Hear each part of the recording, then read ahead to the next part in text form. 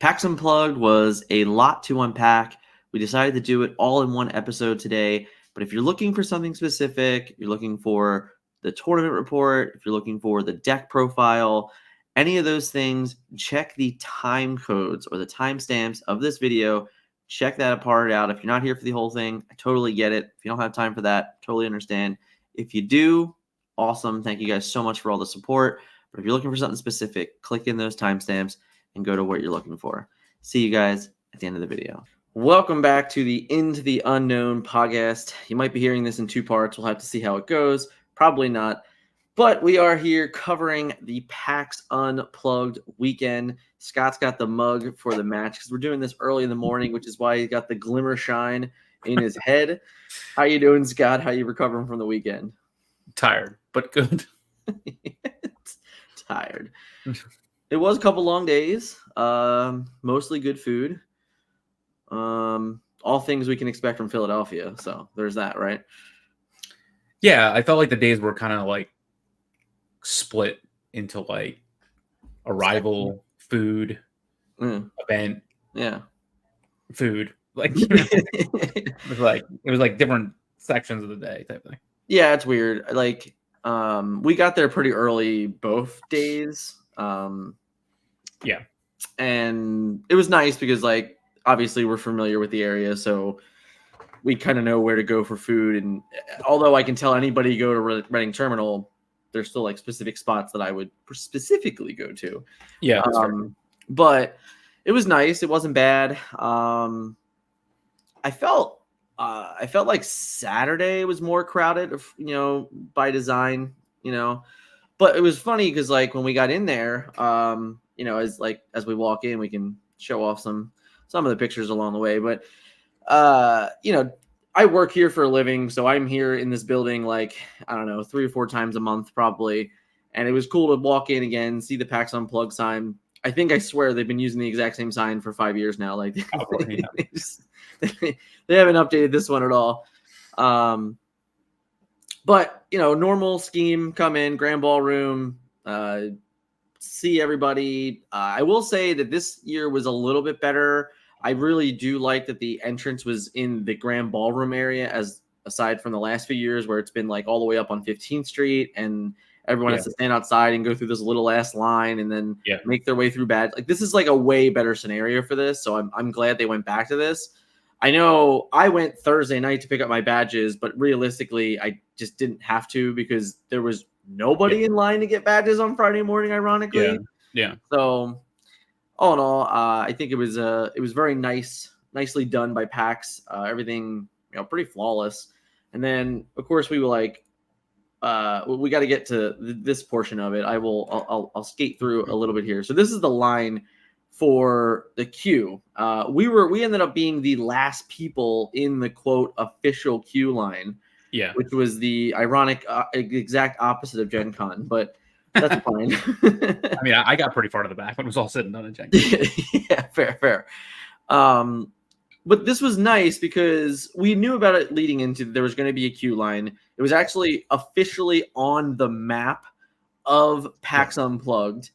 And to kind of give people an understanding is this was in front of Hall Room C. So there's Hall Rooms A through E, and this is basically dead center of all those things.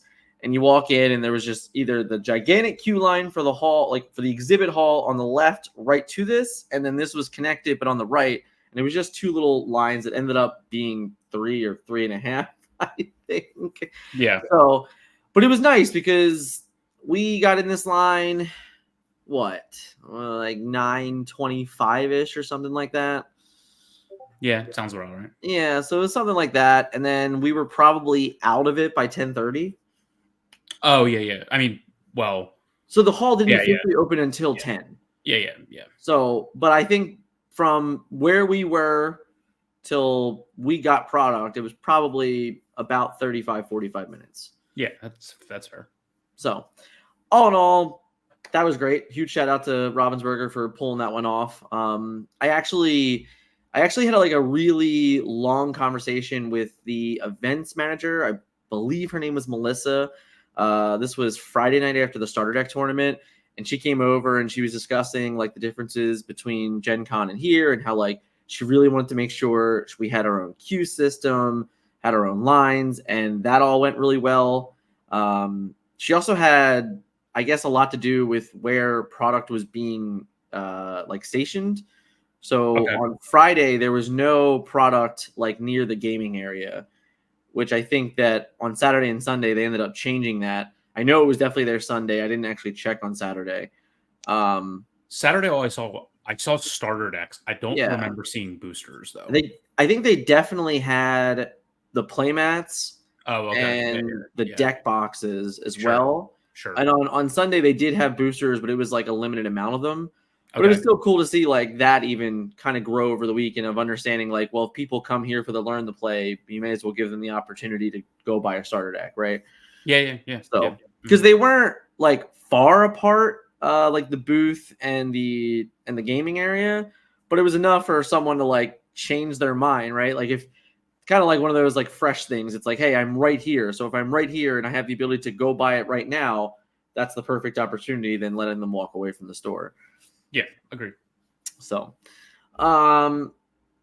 any more touches on, obviously we're the first portion here is kind of like the reason, right? So we this is a little tidbit into it here, but Scott and I live in Philadelphia, so it was kind of a no-brainer to go to PAX Unplugged, especially right after Ravensburger announced they were going to be there. It was definitely a no-brainer. As competitive players, we would have had to make a decision if we wanted to go to GalaxyCon had Ravensburger not been here, which could have happened. Don't know. We'll never know because Ravensburger ended up here. But let's go back to this wonderful photo that Scott took on Friday morning of the landmark amount of booster boxes. Scott, so let's give me the rundown of the Ravensburger booth this weekend. So that's half of it. So there's like, imagine that times 2 with, I think it was 3 people in front of each one of them selling you products. So that's why the line went pretty fast. Yeah, I think it was 6 people, was it 2 or 3? I don't even know. I think it was 6. Yeah, 6. Yeah, with like, iPads with point of sale systems and everything like that was completely tied to everything. So, and there was a small little line, and then you would wait like outside the complete booth until you got into that little line. So you weren't like crowded at all once you were like in that carpeted area or anything like that. And they had everything for sale there, both Lorcana and I guess like whatever else was on their list in terms of like. I will say that by Sunday there was much more other Ravensburger stuff than just this. Oh. They very clearly knew that Friday and likely Saturday, this is exactly what was going to be expected of most people coming into the booth to buy product. But on Sunday, there was like all the villainous games. There was puzzles. It was like very differentiated. Okay. So, yeah, it was great. I mean, like they would pull out you could buy up to 5 boxes, and it didn't make a dent in that picture whatsoever. So, right. So to correct, on Friday they did announce that there was a limit. I actually have my badge. So my badge, just like Gen Con, did get cut. You can see a little corner here get snipped. Scott didn't again. But didn't matter. In the end, they ended up Friday night. Again, I was speaking with the event manager, Melissa, and she had said that they had grossly overestimated the product they brought for the actual attendance of the convention that would be interested in Disney Lorcana. So therefore, that they did not care about the cut badge anymore at all.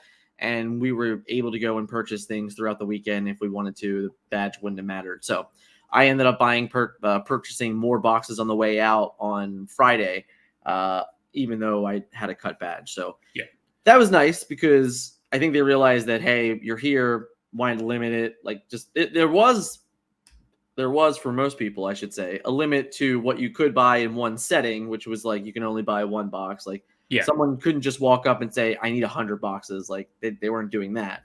But there was no limit to how many times you could walk through the line and things like that eventually Saturday and Sunday. Yeah, the one thing I'll say is you had mentioned like we had to make a decision about going to GalaxyCon or whatever. But honestly, like there was also a decision of like it was also big box release weekend, and so there was no way until we knew they were going to be there. Like there was actually a point where it was like, hey, if they're not there, I'm not going to be able to get as much product.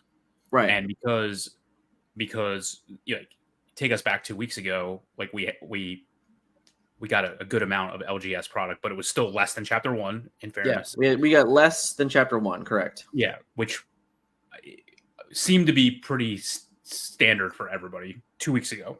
A lot changes in 2 weeks. But like our opportunity to get this reprint, restock, and Chapter 2 big box release was out the window because like we got there at 8 o'clock in the morning on Friday. So honestly, it worked out, obviously, but like if Ravensburger wouldn't have been there as a convention, and then if I don't think I would have been going for Lorcana. Like then I would have had to make a decision. Like literally, do I want to do the Target Walmart shuffle again, or do I want to go to a convention? But luckily, that became a non-issue. But even when they originally said, hey, you can only get one box each for the whole show, I probably could have bought more at Targets and Walmarts. So like again, it didn't work out that way, but like it's good to know that like it worked out in the favor of helping the players that actually wanted to attend a convention to play the game.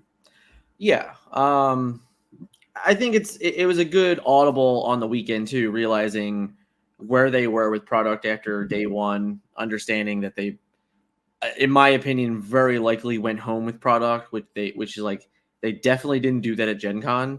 Mm-hmm. Honestly, they probably didn't do that in any of the conventions they were at this year. Yeah. But every other convention they did, was a much bigger convention, like Gen Con, Spiel. I can't remember the other one that I know that they intended. Comics something. Yeah, I can't remember what it is, but all of those, they're gigantic conventions. Yeah. So the PAX is like 30 to 35,000. Gen Con's like over 100,000. I don't even know if it's 30 or 35,000. That might be high. I heard that. Okay, that's good. That's more than it has been in recent years. I know, it obviously brand new convention, but it's probably started around only 10,000 and has worked its way up to that. So that's still good for PAX Unplugged. But yeah, all in all, they probably brought the same amount of product that they did to those other events, and they just had a lot of it. Yeah. So the other factor, of course, is the promos. This is a poorly image of them, so I have some here. I'll go full screen and show some of these off. So we'll see. So we got, you can't really see it because of the glare from my window, but like the bottom here has like this really nice InDesign of the foil, and these were cool. You can see a little bit on the Amethyst cards there. If I tweak a little better, and then you can see these are the key factor here. Like obviously, anyone that's paying attention to the market, what are like the Gen Con Mickeys still selling for? Like 80, 75, right? Like they're still holding a value, even though there was 50,000 of them, right? Yeah, sure. So these cards don't have 50,000 of them. They are not exclusive though, so they're likely to be at whatever convention Ravensburger is at next during season 2 is I think the way that this works out. So if sometime in the next 3 months they're at another convention, you'll be able to get these again. But if they're not, then that might have been the only time to really get those cards. So why is it important to go to these events to get these promos? I mean, if you're a collector, it's important because that way you don't have to pay for them. Sure. If you really want them. I mean, it's so I'm not. I'll talk about this from like the grinder seller mentality, and then just from the general player mentality. Yeah. So for the grinder seller of cards mentality, there's no. It's insane to get promos for buying product, let alone playing in the events. So, on Friday and Saturday, basically for as long as you spend over $25, you got the one promo for the day. So Friday was Rapunzel, Saturday was Pinocchio. So you buy a box, you get a card. Sunday, they said you spend 75 up, spend 25, get one, spend 50, get two, spend 75, get three. So now all of a sudden you're in a situation where you buy a box, you get all three. Right. So if you think about it logically, even if like the value of them is irrelevant, like as long as the value is something, you can look at it like as a seller, like this is a discount off what I'm getting, 10%, 20%. Paying for the box. So given the fact that prices are way down, like this really helps smaller sellers like us, relatively smaller compared to like gigantic, like, institutions, maintain very good stock because we're basically paying well under MSRP for boxes.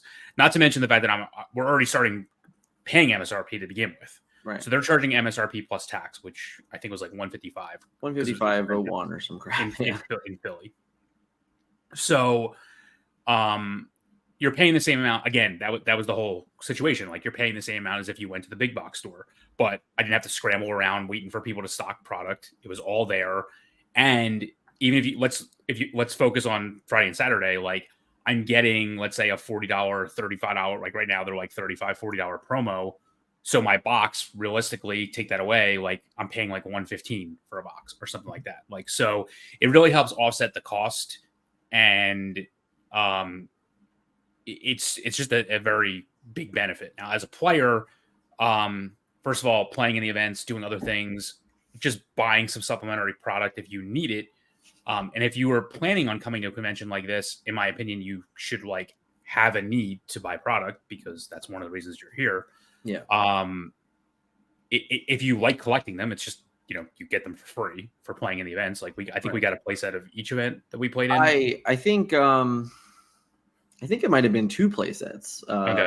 Honestly. So I think if you got one for playing, and then I think we got one, like if you were still in the event in the later rounds, they were just coming around and they dropped promos, they dropped packs, things like that. So like through the event, pretty much like the latter end of the events, they were just kind of like putting product or prizes or promos, whatever, like every round, to each player that was still hanging out.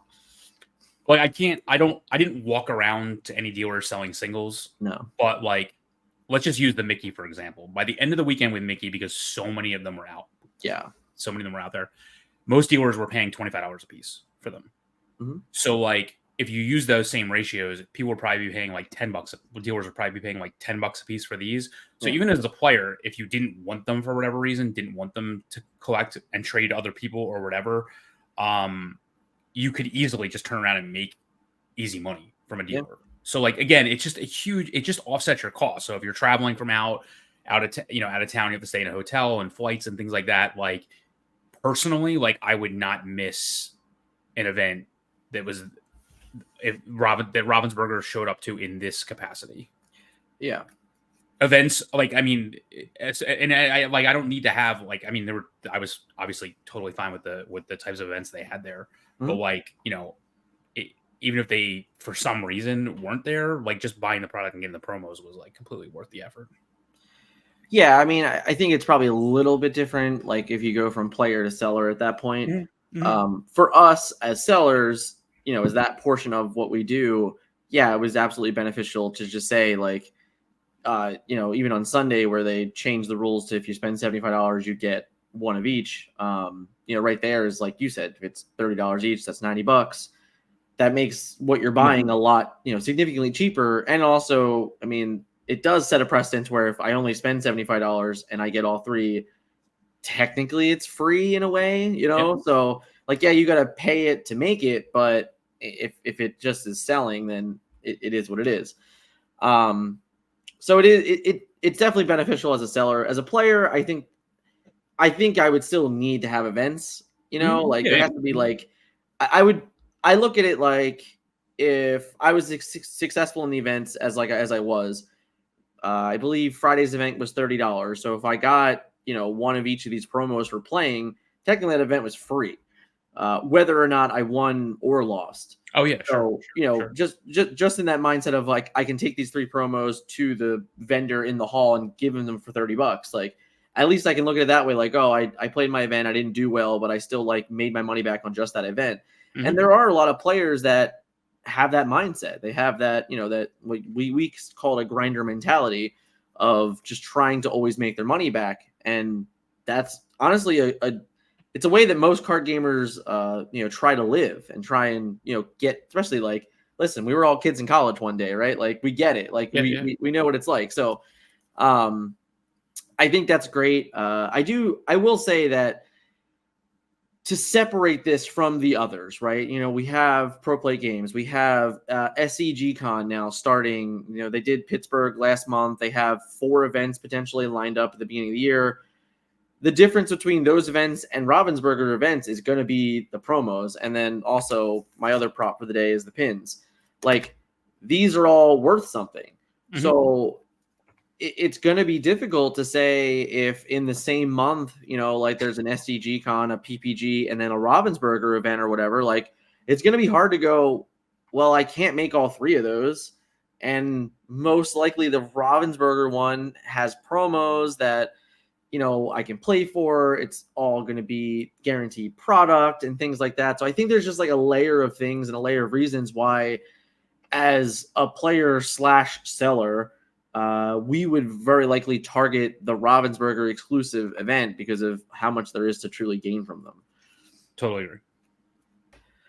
Wanted to intrude real quick. If you're enjoying the video so far, if you like the podcast, hit that like button for me. Goes a long way. Let me know in the comments if you were at PAX Unplugged, if you said hello, if you didn't get a chance to go to PAX, do you wish you did? If you went to GalaxyCon, let me know how that atmosphere was. Any of those things, hit me up in the comments. Let me know. And of course, once again, if you're brand new to the channel, you haven't yet, hit that subscribe button. Enjoy the rest of the episode. Speaking of things to gain, Scott, let's talk about starter decks real quick. We don't want to cover this too much. I am still going to have a report on the website. It will be there by the end of the week, I promise. But Scott, once again, we had a starter deck tournament. Basically the same scenario as Gen Con, except just different decks. Give me your 60 seconds feel on the feel of the starter decks for set 2. One of them is good and one of them is terrible. And if you don't have the good one, you can't win. I can't against the competent field. I can't factually prove that there were 0 Amber Sapphires in top 8. I can't actually prove that. What I can tell you is that everyone that I was around playing for 3-0 was definitely playing Amethyst Steel. All mirrors, or was it like? Well, I wasn't a mirror. Okay. So I played against an Amber Sapphire in round 3, but there were the 2 tables next to me were mirrors. So, yeah, in my opinion, the Amber Sapphire deck can only beat other Amber Sapphire decks. It could not beat a mediocrely played Steel Amethyst at all. Yeah, I think, just the design of both of the decks might be like a good starting point for the concept of Rise of Floodborn. Sure. Right? So as a design of a deck, I think it's actually okay. The issue is in an event where you can only have those 2 decks, one of the decks is just not designed to beat the other one very well. Correct. I mean, just the resist mechanic alone. Mm-hmm. There were so many times throughout the event, and for what it's worth, in the games I had played privy to the PAX Unplugged while we were trying to figure out what cards we would cut and things like that. The Prince, or honestly, even Tiana, just having 2 resist on a 4 cost, the Amber Sapphire deck just can't deal with these cards effectively. Because all their guys are 2 strength. They're just all weaklings. So there was a point, I think it was in round 3 where I just played my Tiana because my opponent, he had 3 characters in play with all 1 lore, and all 3 of them were either a 1 strength or a 2 strength card. And I was just he literally can't even get rid of this card. Mm-hmm. He can't even get rid of it. Very difficult. I think that if you're going to continue to do starter deck tournaments like this, and especially in a world where you're wagering prizes like that, I mean, I was not expecting at all to win a booster box, let alone a booster box plus additional packs plus a gift set. Like all of these things that were won in this event, I'm not really sure that we should be leveraging it on like a coin flip for what starter deck we get. I think that's not a place you want to be. I much rather. I think everyone would have been way happier if this was just a 6-pack sealed. Yep. Keep it a little more favorable for everybody. Like, it doesn't feel good that people that knew what they were doing going to the event had to like either sigh or groan after being held a deck. Mm-hmm. So I think moving forward, if you're going to like really continue with the starter deck things, then they have to be more balanced to play against one another, not just balanced in accordance to the game. Or just don't do 2 of them. Yeah. Like even at Gen Con, like, yeah, there was a best one at Gen Con, but at least it's still before they announced the rules of the booster pack, it felt like way closer to like a rock, paper, scissors thing. Whereas this just doesn't like it. I don't. No, I agree. Just doesn't. Yeah. So let's move on to Constructed here. And, this past weekend, PAX Unplugged, we had the first official Ravensburger run Constructed event.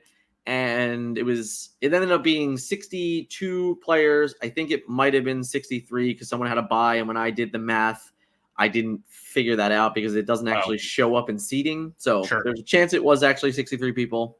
Whatever. We all make mistakes. Melee sucks is the other real core fact of that. Yes. So for the users and apparently for the organizers. What? For the organizers and the players, apparently. Yeah. Yeah, we won't talk about that. It's fine. They know what was wrong. They're going to work to fix it. That's good enough for me. I spoke enough to them about it all weekend, so I have faith that hopefully it gets fixed next time.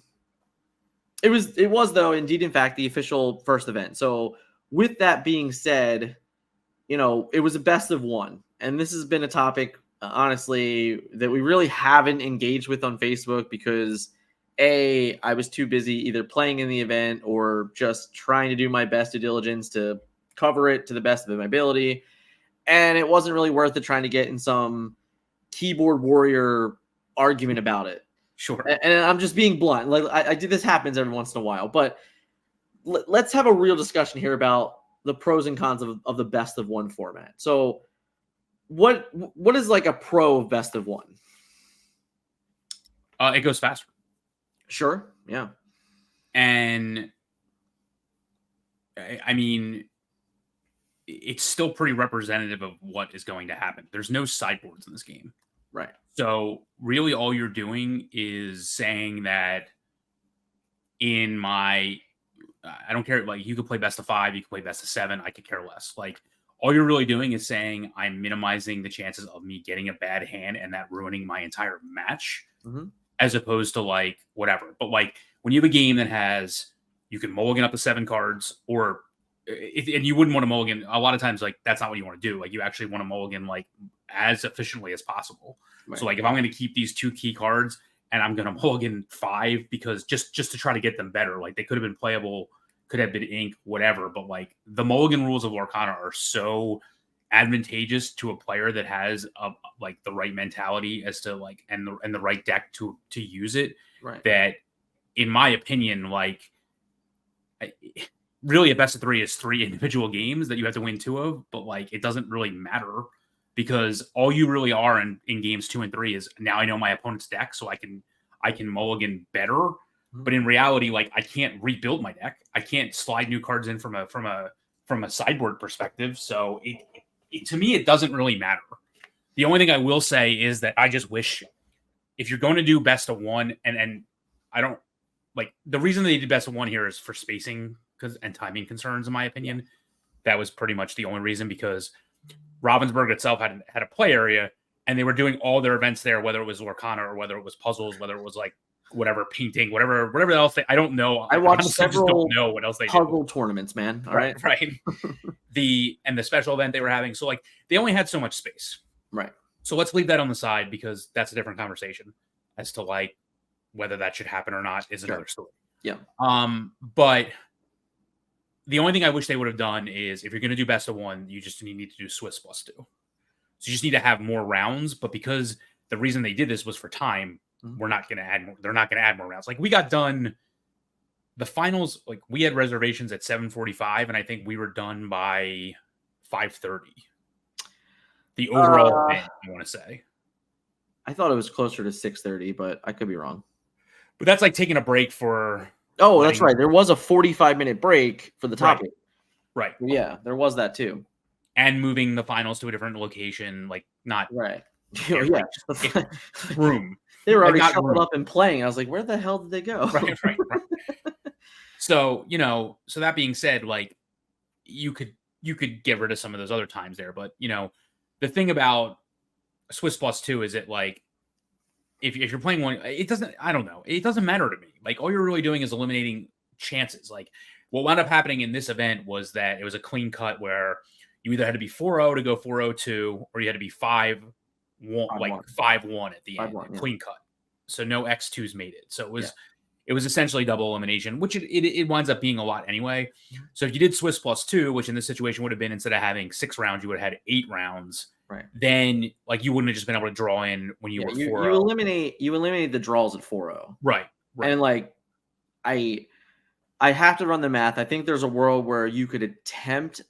No, you can't do it because there's not enough. There wouldn't be enough players at 5-0 that where you could there's no way that you would have enough players at 5-0 for 3 people or for all of you to draw in for 3 rounds.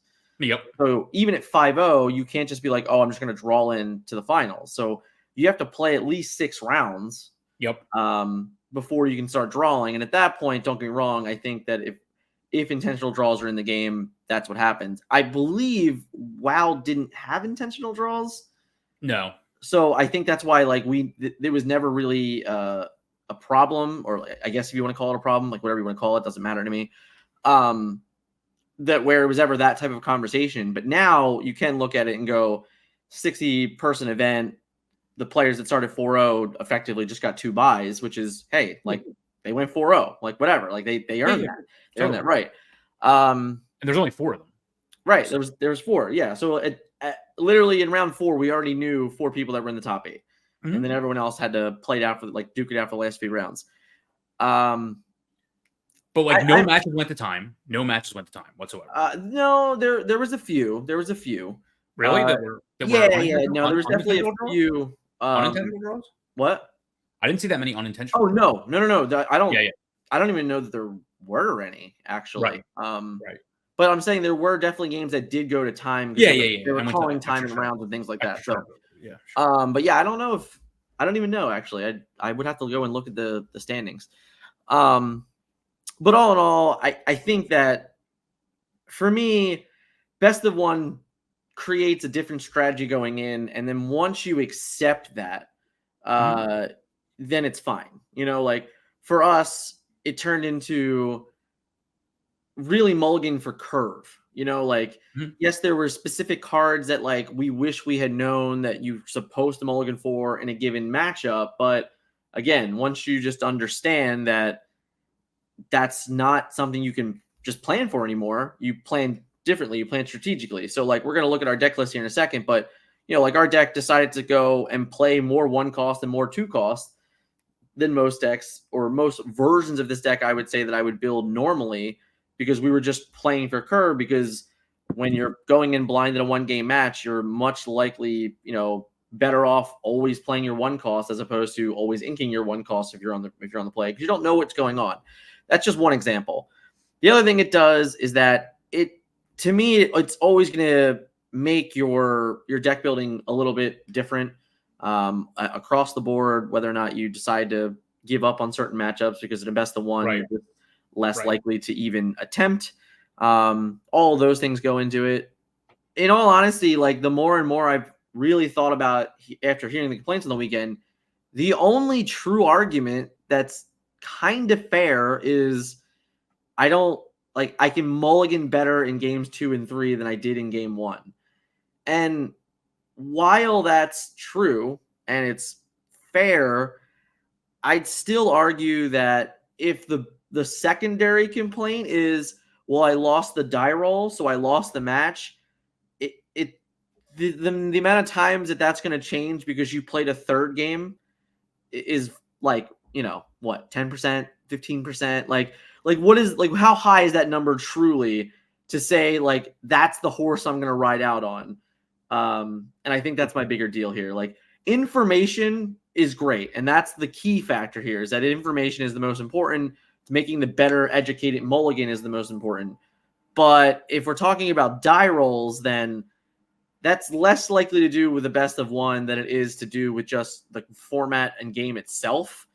So, like, for all I care, you're just saving me 20 minutes. Like, if the whole game is based on a die roll anyway, then I don't need to play 3 games. And I'm not even, for what it's worth, I'm not saying that it is based on a die roll, and I'm going to refute it in a moment here. But the point is that if that's the hill you're going to die on, then you're going to die on in game 3 when you win game 2 on the play and then lose on game 3 on the draw anyway. So best of one, again, is saving you 20, 25 minutes. That's where I'm at. I've always been comfortable with best of one in a game that doesn't have a sideboard. I do believe the events will run exponentially faster. 30-minute time round. 30 minutes to play one game is, honestly, in this metagame, way more than enough. I had played 4 mirror matches on the day that were control mirror matches, whatever. And I think I had 10 to 15 minutes in every round to do whatever I wanted to do.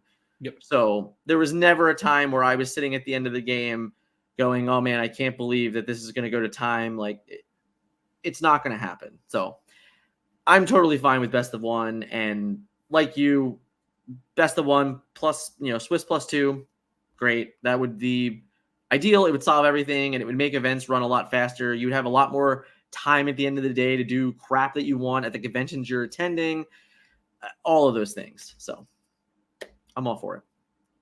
So let's talk about our deck. Sure. All right. So this is the top 8 deck from Pax Unplugged. Scott, you and I played the exact same list except for the 1-cost characters. And for everyone at home wondering, why did you guys do that? Well, I like Olaf because he likes warm hugs, and we have only had 4 foil Olafs. So I took all of them, and Scott played 4 foil Minnie Mouse. That's the only reason. There's no other reason aside from that. Everything else is completely cut dry. Scott, tell me about the list and what you really enjoyed and why we chose this one. It's pretty standard Ruby Amethyst bounce control. It's a lot less aggressive than some versions that I've seen that are out there. I mean, you can basically take 10 to 15 cards and change it around, and you'll get a completely different deck. You'll see versions that are like 4 ofs, etc. I like to play a lot of variety in my games in general, explicitly with the amount of draw power that this deck can have. Yeah. So you have Merlin Rabbit, who's insane draw power. You have Friends on the Other Side, insane draw power, and basically you have bounce, and the bounce is also draw power. Yeah. Because a lot of times what happens is, like, if you're playing a 1-drop and then you play that snake on 2, that 1-drop is probably never coming back into the playing field again. So you basically just drew a card, which you're going to be able to ink. So the quote downside of Mana Mim Snake and Mana Mim Fox are just non-existent. The Fox is an extra power compared to Rafiki and is inkable, just nuts. And again, like, allows you to reuse a lot of your cards. This deck also has a ton of come into play abilities. So besides the Merlins that have come in and go out abilities, you also have Lady Tremaine, Maleficent, Monstrous Dragon, and Yzma, who I didn't play once on the day, but you have it to be able to, and the Sorceress and the little baby Tremaine and LeFou that are able to abuse. If you bounce it back to hand and play them again, you get their abilities again. The last card is Arthur. We played 3 of it. A lot of people played 4 of it. It's just because it's uninkable and because we very, very, very rarely played it on turn 3. So, like, you don't necessarily have to hit it on curve. So you can play it later. So that's why we only played 3 of them. That may change going forward. I'm not sure. But he does everything I just said about Mim Snake and Mim Fox in terms of being able to reuse cards, but then also is essentially a 3-lore character because, I mean, like you're paying almost nothing to put whatever you bounce like right back into play. And if you put a Fox, a Snake, a LeFou, any of these things into play, if you bounce them back and then replay them, the Arthur is basically protected right now from being challenged. Even if you replay him right away because he's ready. Yeah. So it's just there's a lot of synergy here. The Amethyst draw package is just completely overtuned in my opinion. Adding the bounce to it where it's not a downside to me, it's just completely overtuned. And then the Ruby removal between Maui, Lady Tremaine, and Maleficent Monstrous Dragon and Be Prepared is just the most efficient non-damage based removal, other than if somehow Maui couldn't take out somebody that had 7 toughness or 7 willpower for some reason, or they're just the most efficient removal you can get without any downside. Like you don't have yes, Hades is a non-inkable Maleficent Monstrous Dragon, costs 7, but it technically gives them a resource, gives them an ink.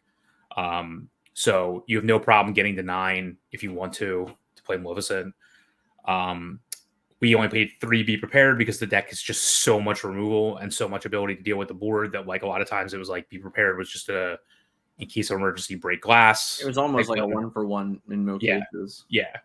I mean, obviously it gives you the ability to another ability to get things out of combat. Yeah. The other thing I'd like to add about the Be Prepared is that we really, unlike in Chapter 1 where we were, in all honesty, often singing it, this deck was never going to sing Be Prepared. Very difficult. So you're very likely having to commit your whole turn to it. So when it happens, it has to really be a break glass moment, like you just said. Yeah. The last card that we played, I'm not sure everybody else did, was Teeth of Ambitions. So you forgot one. What? Minnie Mouse. Well, the Minnie the Surfer? A lot of people play Surfer. A lot of people play Surfer. No, but I'm saying she was a card that you hadn't mentioned yet. Yeah. She was definitely a card that I don't think going into the tournament really had a whole lot of hype around her. And I honestly, as a player, was shocked that so many people were on her, to be honest. Yeah. Yeah, she's an evasive 2-lore and combos really well with both Friends on the Other Side and Teeth and Ambitions. Facts. Because she's evasive. Also, very easily gets rid of pesky Pascals that felt were safe. Which is why we didn't play Pascal. Yeah. Because he could not be Teeth and Ambition. That's why we played extra 1/3. Teeth and Ambitions. He couldn't. Well, he can be Teethed. He can be Let the Storm Rage On. He can be Strength of a Raging Fire. All those things. We went with 1/3s because we felt that they had the best chance to still be there when we need to bounce cards for Snake or Fox, or to use our own Teeth and Ambitions 2 damage on them. Sure. Yeah. That too. And put it somewhere else. Teeth and Ambitions to us was a card that we didn't want to play without. I sang it a decent amount on the day. I very often sang with either Goat or Rabbit, whether it had been Friends or Teeth of Ambitions. Those cards were almost always singing for me later on in the game, and there were definitely occasions where the Snake would sing to take out a Pinocchio or whatever a nuisance was going on. The really insane thing about Teeth of Ambitions for me in this deck is that how often I was able to sing it and then just play a Fox or play a new Snake or quest with Arthur, and then the damage on my end never even existed. It was there because it had to be there, but it was gone before my opponent could ever even utilize the fact that they had damage. And I think that's the key factor. The other big thing here is that it's an inkable card. Honestly, very similar to the Dragon, where it costs 9, it costs $1 million, but it's but it's inkable. And when I can play it, it's almost always the best card that I can play in that given moment, probably at that given time.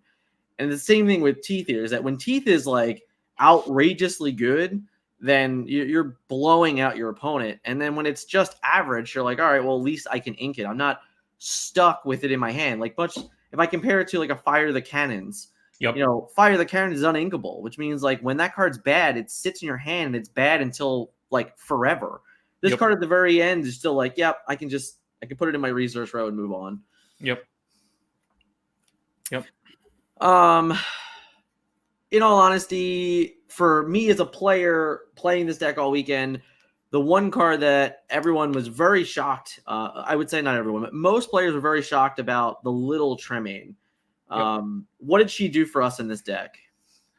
So she allows you to race effectively because she did take a lure away from your opponent. She also it was unexpected cheap lure removal. So I mean, literally, like there were times where I was on the draw and my opponent played a 1-drop and quested, and that lure was gone. And then all of a sudden we're back at 0, and then our like I have a efficient 2-drop that's going to bounce back to my hand. That's going to eventually do it later. Like you erased a turn from them, essentially of questing. Now the 1-3 might still be there, but like they got absolutely no use out of it. So she was a good early drop to be able to bounce with Arthur, Fox, etc. She's obviously understated, but whatever. Then you can shift the bigger Tremaine onto her.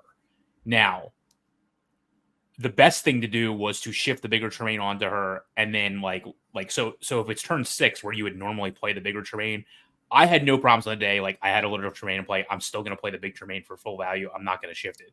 But if I had a snake in hand or I had an Arthur that was active in play, now all of a sudden I can shift it and get both of them back in my hand to probably take a lure away from my opponent and replay her again. Yeah. So you were just getting a lot of value because they both have come into play abilities by shifting them onto one another. Yeah.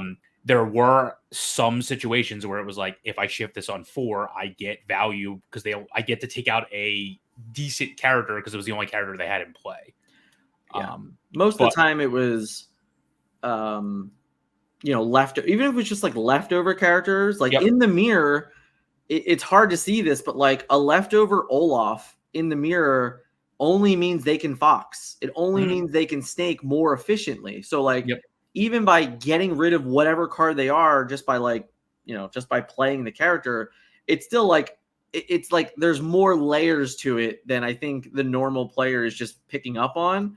But I was very often purposely playing out, my minis or my Olafs in some situations because I'm like, you know what? I need protection from Tremaine. Yep. And the other truth on like the other layer to that is like if my Olaf in play means that they don't Tremaine me, it now makes my Fox or my Snake or an Arthur even more free because I just have like an easy target to pick up that I can just replay again and things like that. So there's a lot of layers to where it is. But like you said, for me, the Baby Tremaine, it's a card that 3 or 4 weeks ago, I probably trashed in a podcast and said that I would like never play this card ever. It's terrible. It's understated. It's uninkable. Your opponent has to be ahead. And then through literally the first weekend of playing with Rise of the Floodborn, I was just a believer. Like the card is actually very, very competitive. It really does everything that you had just said. Yeah, I mean, the other thing is like it's a great combo with Teeth and Ambitions because the 2 that you save by shifting is exactly what you can use for Teeth. Right. So if they're in a situation where their anti-Tremaine character has 2 willpower, you use Teeth first, and then not on the Baby Tremaine, obviously, but on something else. And now your shifted larger Tremaine gets the target that you wanted to get to.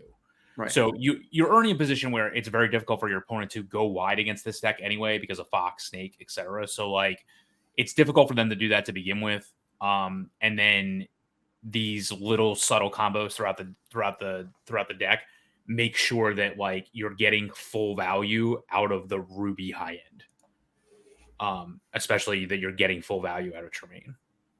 Fair enough.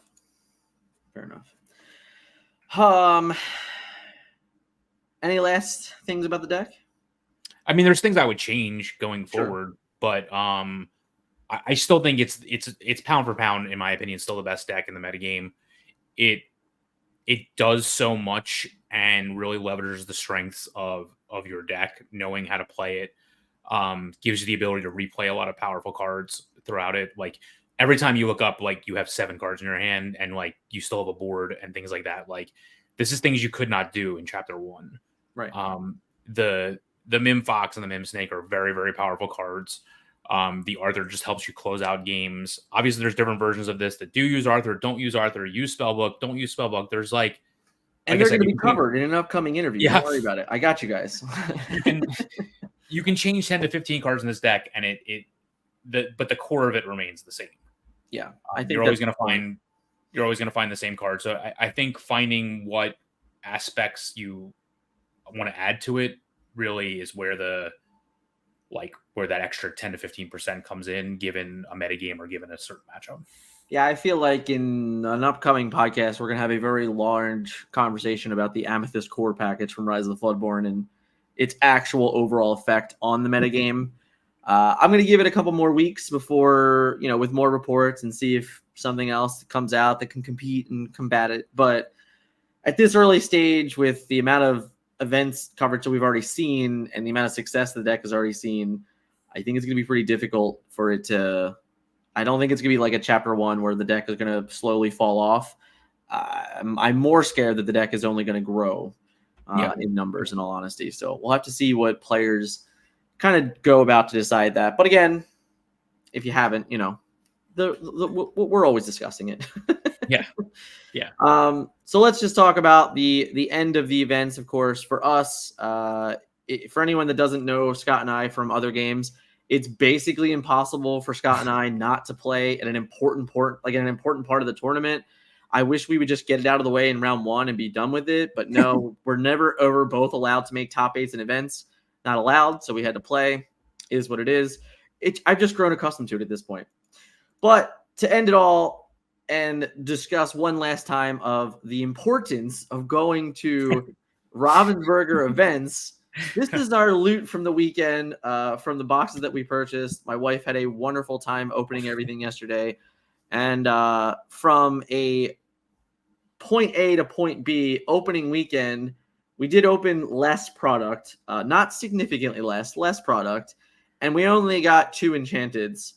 So as my wife just kept opening product yesterday and just ripping enchanted after enchanted, I was quite happy with the overall weekend. Yeah, we were on the right side of variance. Yes.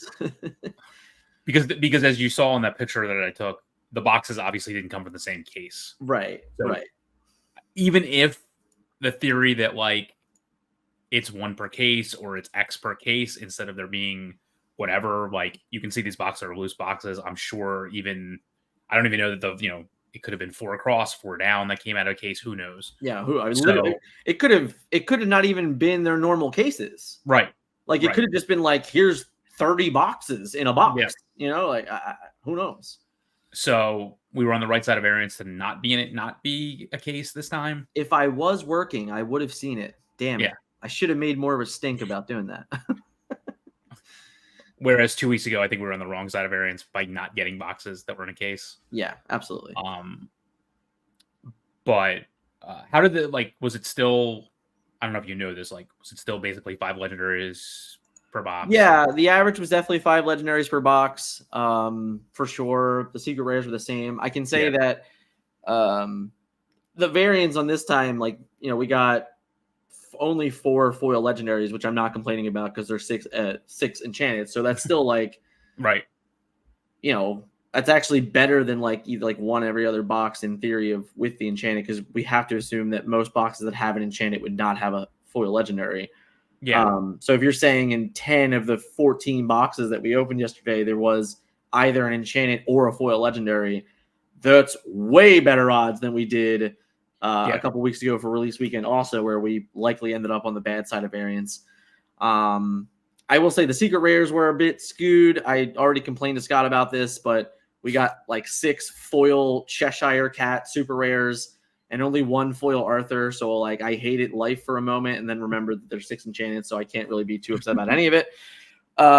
So all in all, it was interesting to see the 2, and honestly, we can say the same about the Gen Con stuff, because at Gen Con, our numbers for enchanted were much greater than our opening numbers for release weekends, and that was even with sealed cases, because we had 3 sealed cases and an additional 2 sealed cases of friends that we knew about that none of them had enchanteds in it. So that was 20 boxes right there of sealed cases that didn't have enchanted. So maybe there's something to this the Ravensburger packaging as well for these events where they're like, just throw them in there. I don't know. We're never going to know, guys. We're never going to know the truth. But what I can tell you is that from Gen Con and from PAX Unplugged, the Enchanteds were better. That's what I can tell you. Yep. All in all, hope you guys enjoyed listening today. There's so much going on in the channel, meta reports, finance stuff coming up. There's so much things to talk about in finance because of the impact of PAX Unplugged and all that fun stuff. So definitely look out for that. Scott will be covering it per usual. I have interviews with the third place finisher and the winner of PAX Unplugged, and maybe even someone from GalaxyCon as well. Lots to be had on the channel. Hit us up in the comments. Let us know if you enjoyed this. And of course, as always, smash that like button. See you guys in the next one. See you next time.